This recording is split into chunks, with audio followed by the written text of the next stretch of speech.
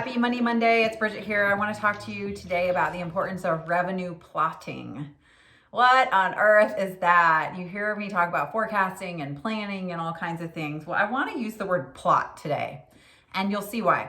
So when you start to think about your year, there are, depending on the type of business you have, there's a frequency of cash flow that is going in and out every single month, right? And more often than not, costs are more certain than revenue, right? So if you think about costs, we talk about burn rate, what it costs you to run your business. If you have lease space, subscriptions, employees, contractors, different things, like there is a cost that it requires every single month in order to run your business, even if you didn't sell anything, right? So taking that into consideration and understanding that there's an outbound cost every month, you're going to want to make sure that your revenue is reflected to support all of those ongoing costs. So when I put in the word plotting, I want you to think about it just like that on a monthly basis. So say you have 12 months in a calendar year, which we do, and you know what it costs you to run your business every month, then I would encourage you when you're planning your revenue, when you're putting out offers, you're saying, what am I going to offer and when? That you consider the frequency of the revenue, because the cash inflow is going to be just as important as the timing of it, because you've got cash outflow.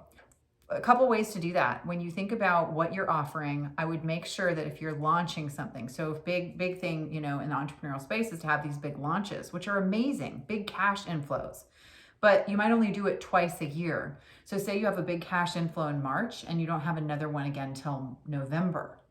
That can pose a problem potentially depending on how you spread out your costs are.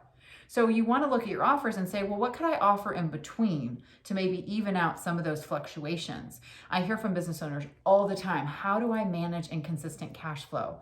How do I manage months that are slower? And I'm telling you, this revenue plotting and designing your offers to kind of smooth out the fluctuations in your revenue and your income are going to be key to doing that. You've got to plan ahead. You don't want to have scarcity launches. You don't want to seem like, oh my gosh, I have to sell something or my business is going to go under. That energy does not translate. People feel that.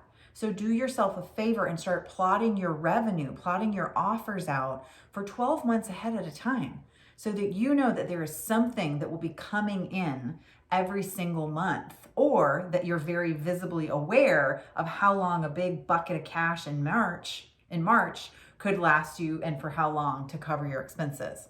So you can do frequency a couple different ways. You can launch different types of offers. You can provide payment plans where somebody could pay in 3 installments, which would therefore give you 3 months of recurring revenue. You could offer a follow-up program. So say you did a big launch in the beginning of the year. What is the next step in that person's journey? Is there another level? Is there a one-on-one option? Is there a group option? If you're product-based, is there an upsell? Is there a subscription option? There are so many different ways that you can create revenue at different frequencies throughout the month that will help you kind of plug in some of those gaps.